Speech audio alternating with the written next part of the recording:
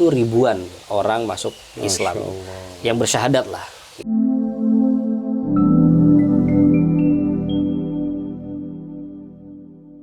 Bayangin dengan sumber daya alam gas dan minyak ya, migas ya, tapi kebanyakan memang kalau Qatar gas. Saya pernah didatengin salah satu orang yang kerja di sana di perusahaan gas. Qatar itu mengekspor gas cair, setahu saya 20% dari kebutuhan gas dunia. Kebutuhan gas dunia Qatar 20%. Masya Allah. Kata beliau. Bayangin negara sekecil itu, dunia perlu 20% ke Qatar, ya sudah bisa dibayangkan seperti apa kesejahteraan orang-orang di sana. Kita saja yang bukan orang asli Qatar merasakan kesejahteraan, apalagi orang asli sana. Apa sih yang abang rasain? Memang, aduh gimana ya, saya bukannya mau apa bandingin. sih terjaminnya di sana bisa nyaman sampai ya katakan 7 tahun di sana? Ya memang kalau saya bilang Qatar itu nyaman. Meskipun memang cuaca panas, sangat menyengat kalau musim panas, tapi dengan apa yang diberikan sama pemerintah di sana, itu yang membuat orang-orang bertahan. Ada yang sampai 20 tahunan di sana. Oh iya? Ada. Karena mungkin fasilitasnya luar biasa. Pelayanan pemerintah luar biasa. Tapi kadang-kadang fasilitas bagus, kalau kondisi kenyamanan atau interaksi dengan orang-orang sana nggak nyaman juga kurang, Bang. Betul. Berarti interaksi di sana dengan orang-orang asli Qatar atau orang-orang yang ada di Qatar itu nyaman pula? Sebagian besar nyaman. Ya, karena ya tentulah ada 1-2 hal di mana itu nggak mengenakan kita. Karena beda budaya, beda kebiasaan. Karena di sana kan di Qatar itu heterogen banget. Tuh, dari macam-macam bangsa, bangsa dan suku ya. Pokoknya kita nggak tahu deh latar belakangnya kayak gimana, bahasa itu ada friksi-friksi di situ ya kan, ada pergesekan-gesekan budaya macam-macam lah gitu. Tapi ya intinya pokoknya kalau ngomongin fasilitas dan pelayanan publik di sana luar biasa. Kalau kita mau bandingin ya memang nggak apple to apple ya. Tapi kan ini hanya sharing experience aja. Memang itu sebenarnya bisa kita adopsi. Nanti hal-hal yang baik kan kita adopsi ya. Kan begitu juga tujuan kita, misalkan kunjungan ke luar kota, kunjungan ke luar negeri. Apa nih sistem yang bisa kita adopsi, dan saya pengen betul Indonesia itu bisa seperti itu. Contoh sederhananya misalkan, saya beberapa kali panggil ambulan. Karena saya sendiri di sana. Waktu COVID itu ya, Bang? Waktu COVID juga. Abang sempat cerita itu ya waktu itu ya? Gimana, Bang? Iya. Cerita lagi, Bang.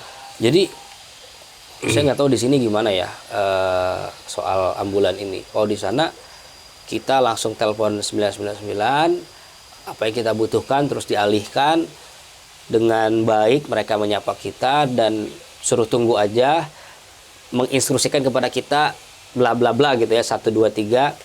Habis itu yang saya ingat nggak nyampe 10 menit udah ada di depan rumah kita. Dengan segala macam peralatan ambulan yang lengkap gitu. Itu soal kesehatan. Kesehatan juga sangat murah. Biaya obat sangat murah. Pelayanannya juga nggak ngantri yang dari pagi sampai siang atau sampai sore gitu. Terus pendidikan juga gratis buat yang sekolah negeri ya.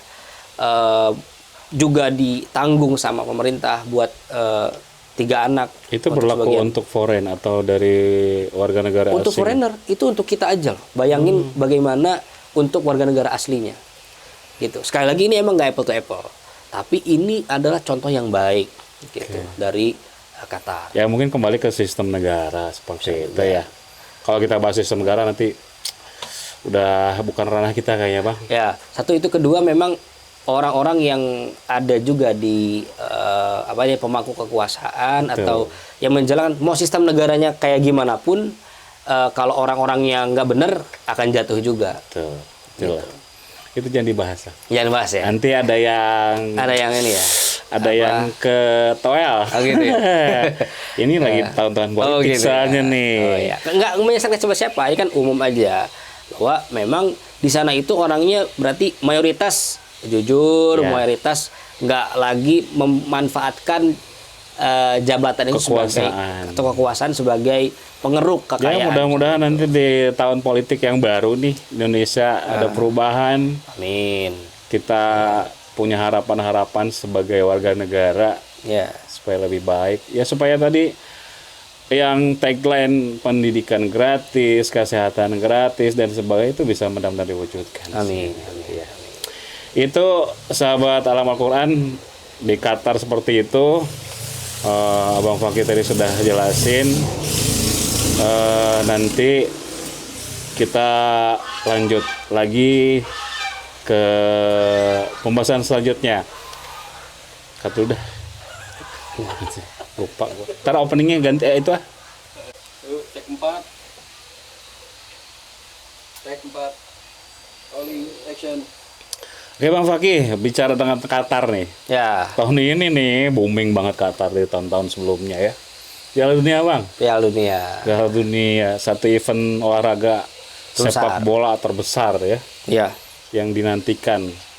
Bahkan negara yang nggak ikutan Piala Dunia pun menantikan seperti kita ya, karena memang sepak bola jadi olahraga paling tenar atau paling terkenal di seluruh dunia. Ini menarik, luar biasa. Ketika abang dengar Piala Dunia akan ada di Qatar, gimana sih bang? betul. Sebelum saya berangkat pun sebetulnya kita udah tahu bahwa Qatar itu kan akan jadi host Piala Dunia tahun 2022 kemarin. Sebetulnya kalau saya pribadi saat berangkat itu bukan karena itunya ya. Iya, karena emang bekerja ya kan dan kuliah yang paling penting itu. Tapi qadarullah memang saya lulus kuliah itu pas sekali setelah Piala Dunia.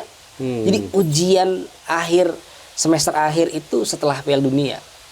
Gitu, dan alhamdulillah berkesempatan juga nonton langsung di stadion Luar biasa. Lusail saat itu, stadion yang dipakai buat final Betul. Piala Dunia Di Doha itu ya? di Doha, di Lusail, di Lusail, Lusail, ya. samping Doha itu saat itu nonton Argentina lawan Saudi Arabia. Ketemu Messi dong. Lihat Messi langsung. Oh lihat doang. Iya. Tapi secara langsung dong. Secara langsung. Walaupun kecil ya. Masih kecil. Dari atas gitu ya. Tapi atmosfernya luar biasa. Luar biasa. pasti ya. Meskipun Argentina kalah waktu itu. Oke. Gitu. Berarti abang dong Argentina kayak ini. Nah, saya waktu itu terus terang Kang Aom, saya cuma pengen lihat langsung stadion final karena beberapa stadion Piala Dunia saya udah masuk, tapi bukan saat Piala Dunia. Betul. Ada beberapa piala lokal saat itu saya udah masuk beberapa.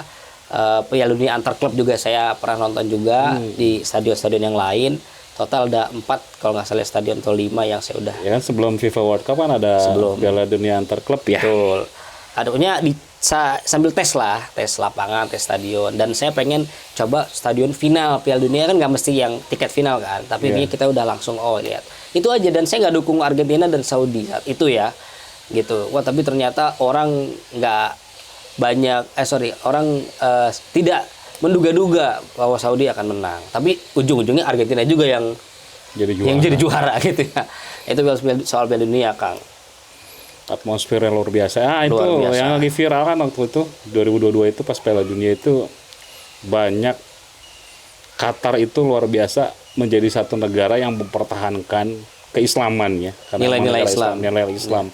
Bahkan banyak supporter-supporter yang dari Amerika Selatan, dari Eropa juga malah jadi mu'alaf gitu. Betul. Itu betul Ribuan ya. Kang. Itu betul ya Bang ya? Betul. Meskipun kita sebetulnya bisa saja mendata, tapi ya kita tahu politik internasional lah. Ya. Intinya menurut teman saya yang ada di kampus, dan saat Piala Dunia dia itu berjaga di stand yang istilahnya mengenalkan Islam, itu ribuan orang masuk Islam yang bersyahadat lah gitu. Soal dia bagaimana berislam setelah itu kan perkara lain. Tapi yang bersyahadat itu memang ada ribuan, berapa ribu saya kurang tahu, tapi memang mereka punya catatannya, cuma mereka nggak publish catatan itu. Alasannya ada apa aja sih jadi mereka tertarik gitu ke Islam? Mungkin alasannya beda-beda ya dari orang ke orang. Dari yang abang terima info dari teman-teman abang yang ada di itu. Ya mungkin Qatar itu jadi contoh yang baik dari Islam. Jadi orang itu melihat, oh ternyata Islam itu, para sahabat Al-Quran dimanapun berada, tidak seperti yang diimajinkan oleh media-media Barat. Ketika mereka sampai ke Qatar, landing di Qatar, disambut dengan baik, tidak ada hal yang mereka takutkan. Ternyata dengan tanpa minum alkohol itu bisa berjalan dengan baik, malah semakin baik. Nah itu mungkin salah satu yang membuat mereka juga tertarik dengan Islam dan bersyahadat gitu. Apalagi Qatar salah satu negara terkaya di dunia yang memanage Piala Dunia dengan begitu baik. Masya Allah tabarakallah, itu salah satunya mungkin Kang Aum. Coba nilai-nilai Islam itu memang sangat bermanfaat bagi kehidupan seluruh umat Ya, manusia. betul. Tidak ada yang dirugikan gitu ya. Ketika tadi masalah Hammer atau minuman keras yang sampai diprotes oleh beberapa, akhirnya diredam karena Qatar punya pendirian yang kuat Betul. untuk menjalankan syariat Islam di sana. Tapi perlahan diterima seperti Diterima. Betul. Nah, itulah mungkin jawaban salah satu juga Islam itu rahmatan lil alamin. Amin. Seperti itu ya. Oh, selalu gimana contoh? Ada beberapa eksperimen juga orang-orang barat di sana ninggalin barang. Ya. Ninggalin barang selama berjam-jam, bahkan ada yang sampai semalaman nggak disentuh, nggak hilang. Ya. Kalau itu misalkan seperti itu ciri-ciri yang saya tahu gitu ya, Bang. Itu ciri-ciri negara maju, negara paling disiplin. Dan salah satunya itu mungkin karena dengan penerapan syariat Islam, di mana kita tidak boleh mengakui barang yang bukan punya kita. Seperti yang ya, mungkin kalau di Asia Tenggara, singkat cerita karena saya di travel, contoh negara paling terdisiplin di Asia Tenggara atau di Asia itu adalah Singapura. Singapura. Singapura itu nomor 3 paling disiplin, paling cerdas warganya. Saya beberapa kali kejadian seperti itu. Padahal ya di sana kan campuran ya. Ya.